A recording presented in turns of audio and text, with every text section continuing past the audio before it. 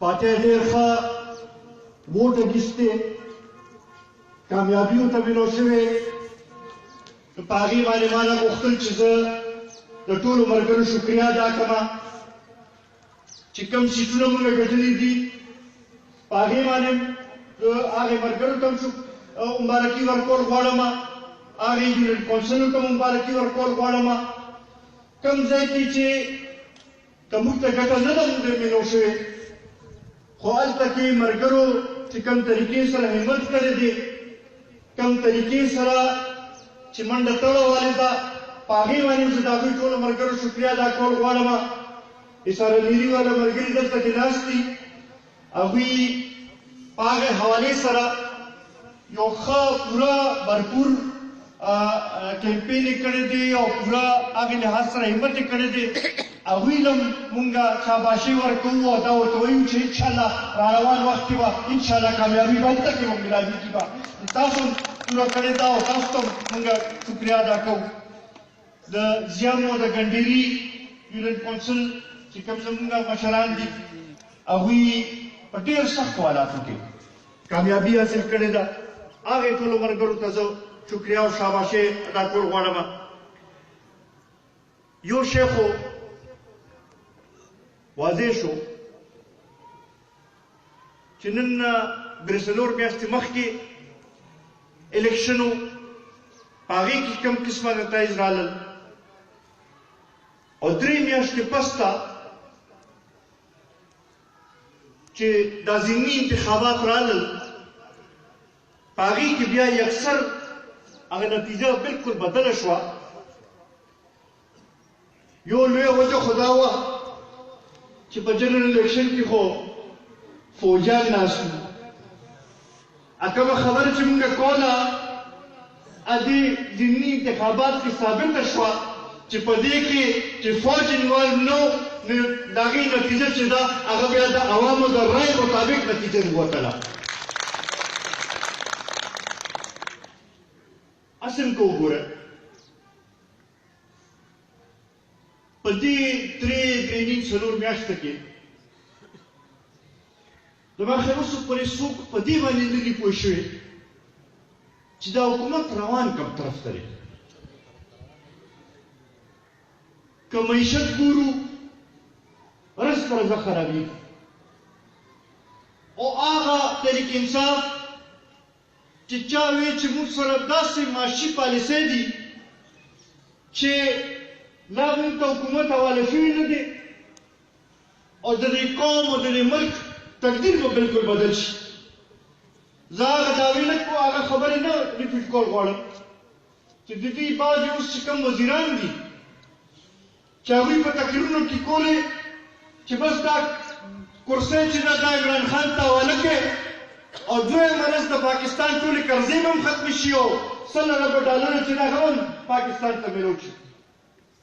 نن دا د درې نیم څلور میاشتې تېر شو په دې کې خو مونږ څه دا ونه لیدل چې یاره څه بهترۍ طرف ته روان یو بلکې چا کمې وعدې او کمې خبرې دوی کړې وې په کومو خبرو به چې دوی نورو حکومتونو باندې اعتراض کو هغه ټول څیزونه دوی اوس په خپله کوي لګیا دي دا اسد عمر چې دی چې کله اپوزیشن کې ناست و نو ده به وایي چې حکومت چې دی دا مصنوعي طور باندې د پټرولو او د ډیزلو قیمت زیاتوي او په عالمي دنیا کې د تیل قیمت را کمیږي او دلته کې زیاتېږي او دا ټیکس اخلي کېږي او دا ډېر زیات زیاتی دی اوس دې موږ تپوس کوو چې اسد عمر صاحب ته خو همغه کارونه کې لګیا پالیسۍ کې خو څه فرق موږ ته محسوس نه شو بلکې عجیبه خبره خو دا ده چې 3 ورځې مخکې اوګرا چې کوم تیلونه د تیل قیمتونه چې دي د هغې لپاره نرخ مقرروي هغوی حکومت ته سفارش وکړو چې 15 روپۍ فرق راولي دوی چې دی وایي چې نه دومره دغه نشو کولی خیر د 4 روپۍ به یې راکم کړو دا 11 روپۍ نور ټیکس دی په دې قوم باندې موجود وي د بجلی قیمت کم ځای ته ورسېد، د ګیس قیمت کم ځای ته ورسېد. شته یې نه ګیس شته او نه بجلي شته، قیمتونه یې رس ته رس سیوا کوي. راتلو سره مینی بجټ یې پیش کړو چې تقریبا د 300 اربو روپو ټیکس یې ولګو. اوس وایي چې 3 میاشتې تېرې شوې، حالاتو کې خو فرق نه راغلی، 200 اربه روپو ټیکس نور لګو به په دې میاشت کې. مونږ ته دا تپوس کوو چې تاسو خو وایئ چې په دې ملک کې بس کرپشن دی او دا کرپشن به مونږ کابو کړو او بیا د دې ملک ټول مسایل به حل شي. بالکل کرپشن خلاف بالکل تاسو اقدامات وکړئ، خو یو خو پای کې بیا پکار چې هر چا سره یو شان تصرف وکړي. دا نه ده چې څوک ستاسو خلاف اواز وکړي نو د هغه خلاف کیس دغه کوئ، او چې کوم تاسو سره رالنډ شي، تاسو ته رانږدې شي، نو هغې خلکو ته بیا هغه شانتې څه وایه نه. او بیا اوس خو د نیکو خلکو حکومت دی که نه، هغه خلکو چې هغوی وي چې مونږ بالکل کرپشن سره زمونږ کار نشته. نو مدینې ریاست قایم شوی دی که نه، نو بیا خو پکار ده چې هغه تاسو چې کومې خبرې کولې او کوم بمبې چې د هر کال چې ډېر 10 اربو روپو نه زیات کرپشن کېږي، نو کم از کم دغه فرق خو راغلی وي او دې خلکو ته خو لږ محسوس شوي وي چې د دې باندې دا بوج کم شوی وي. اوسه پورې خو مونږ ته نه په خرچو کې څه کمی ښکاره شو، نه په بل څه کې څه کمی ښکاره شو. شروع کې صرف هغه شپږ اووه میخې خرڅ کړې او 2 ګاډي خرڅ کړل، او د هغې نه پس چې دی خرچې همغه شانتې دي. اوس هغه شانتې څه دغه ته پته نه لګي چې څه فرق راغلی دی. پیر صاحب خبره وکړه چې خبره د چرګو اوږو ته راله، نو پیر صاحب دا خو مخکې نه موږ سوچ کول پکار ده. د پي ټي آی نه څه جوړېږي؟ پولټري ټریننګ انسټیټیوټ. پولټري ټریننګ انسټیټیوټ چې د هغې دغه وي، نو همدا به تمه لرو چې دا به کوي به. بله نیا راته رایاده شوه چې چرګې بیا ساتلې وه. عجیبه خبره دا ده چې هر ځله نوی حکومت چې راشي، د کاروباري حلقې چې د هغوی یو تمه وي چې دا به ښه پالیسۍ راولي او سټاک ایکسچینج هم ورسره زیاتېږي، نور هم دغه کېږي. دا حکومت چې راغلی دی، داسې یو د بېچینۍ فضا جوړه شوې ده چې چاته څه نه ښکاري چې کوم طرف ته مې روان دي. او کومو خلکو چې راوستي دي، زما خیال دی هغوی به هم خوړه چې به اوس وایي چې دا ځان له کم غم کتلی دی، ځکه چې سهار د اولنۍ میټینګ نه زما خیال هغې کې ورته سبق دغه کوي،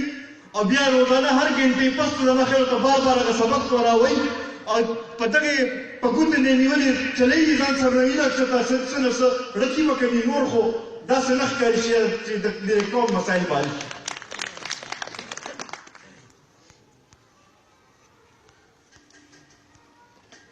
خصوصا په دې کې که وګورئ نو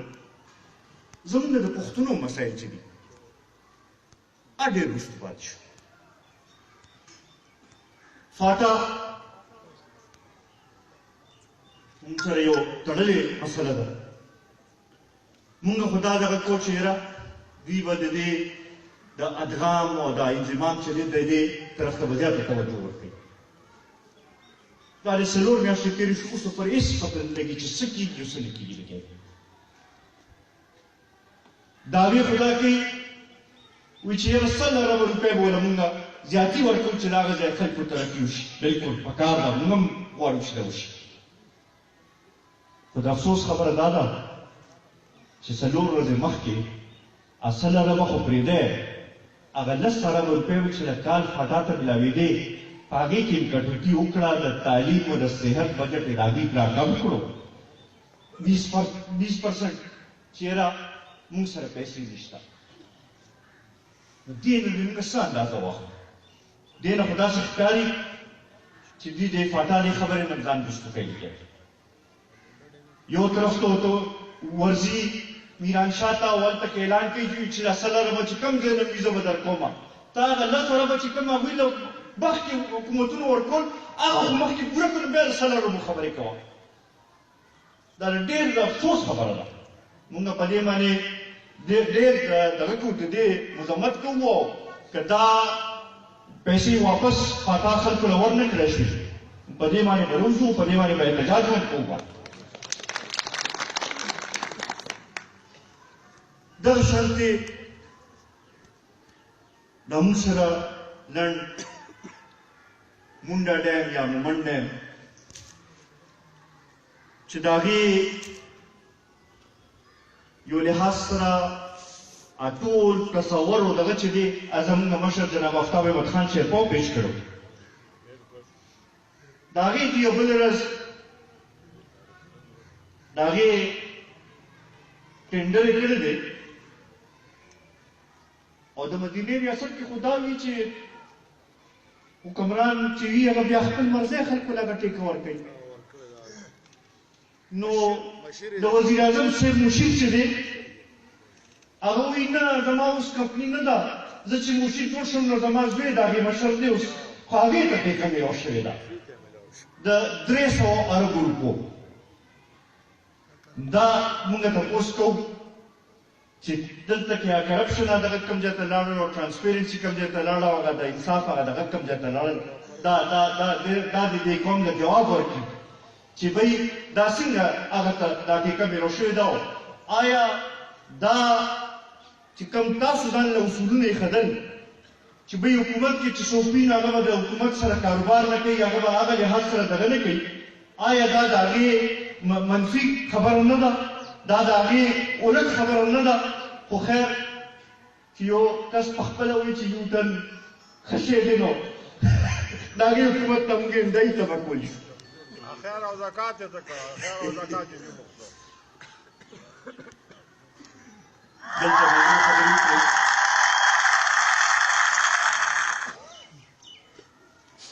زمونږ د ضلعې دا بعضې MPAs او بعضې MLAs چې دي لګیا دي او دا هغې کارونو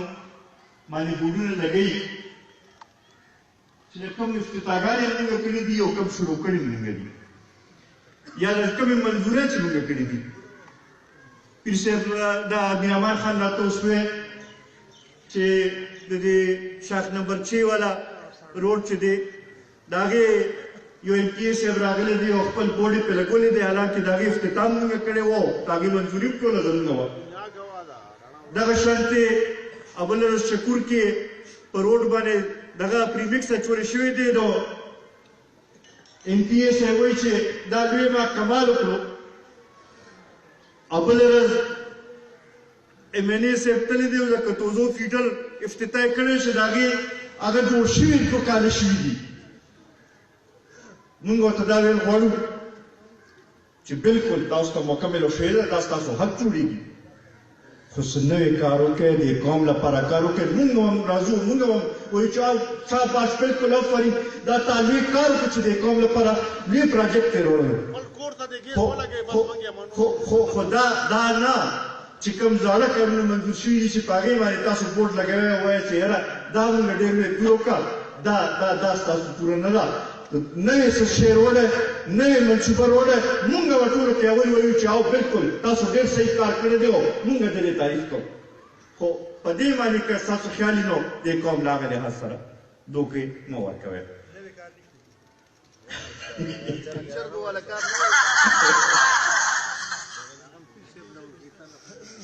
عزتمندو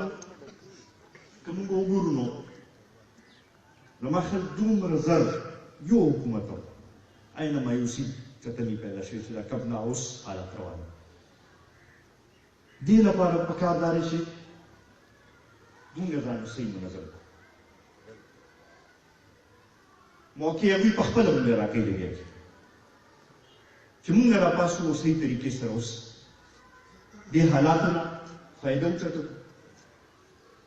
عوامو ته ځان ورسوو او ورته فرق وښیو چې د قومي وطن پارټۍ او په نورو پارټو کې څه کم فرق د هغې لپاره ملګرو دلته خبرې وکړو چې تنظیمونه بالکل تنظیمونه ضروري پکار دي ما اوس پیر صاحب ته وویل زموږ تقریبا 10 ورځې مخکې د صوبې ارګنایزر حاجي غفران صاحب روغ شوی دی هغوی درې څلور ورځو کې دننه به د ټولو ضلعو کې د ضلعي ارګنایزرز به مقرر کوي او بیا رکنسازي به شروع کوو رکنسازي دې ځل لږ طریقې کار لږ موږ مختلف کړی دی مخکې په بیر صاحب داسې و چې هغه فارغونه به رالل نو اول به مې هغه یو ځل چې تقسیم کړل بیا به ملګرو پسې ګرځېدو چې شا به اوس دا فارم واپس راکړه چې مونږ دغه وکړو هغې کې به هغسې نه شانتې دغه نه کېدل دې ځله سمپل او اسانه طریقه هم کړې ده هر څه په موبایل باندې کېږي موبایل کې بس سسټم به وي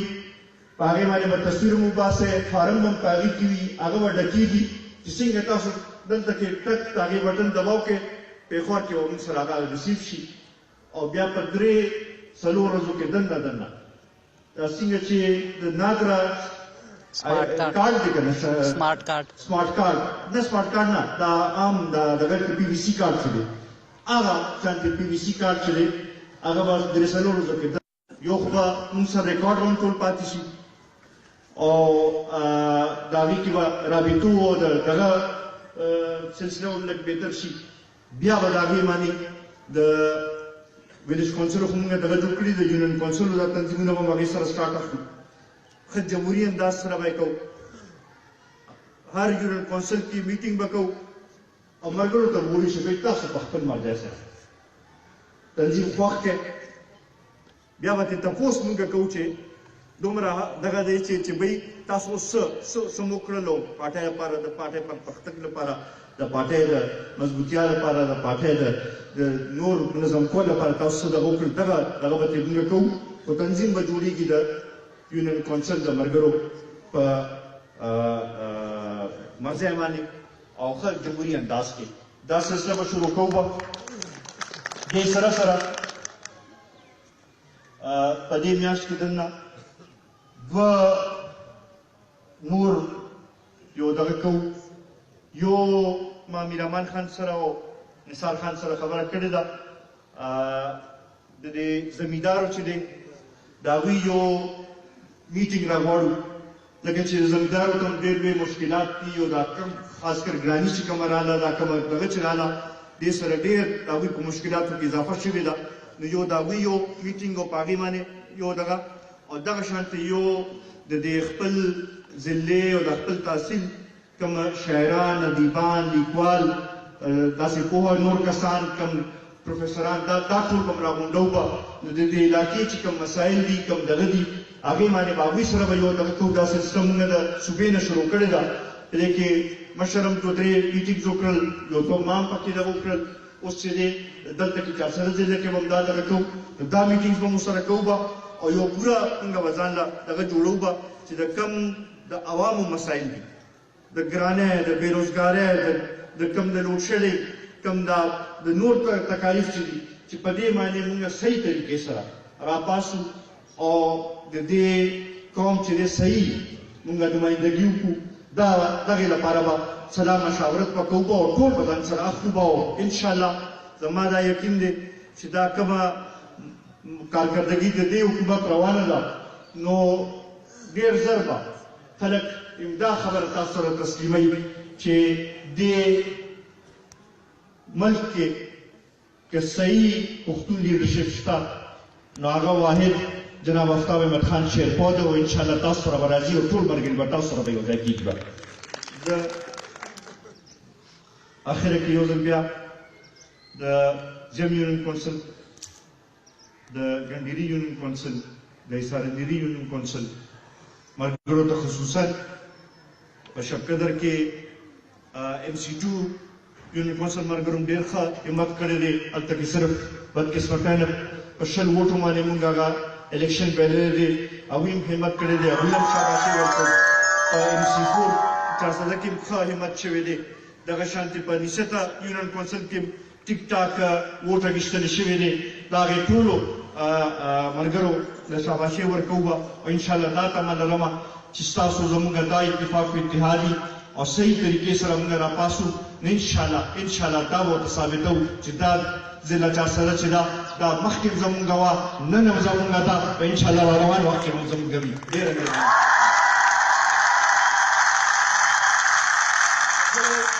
میټینګ ختم دی.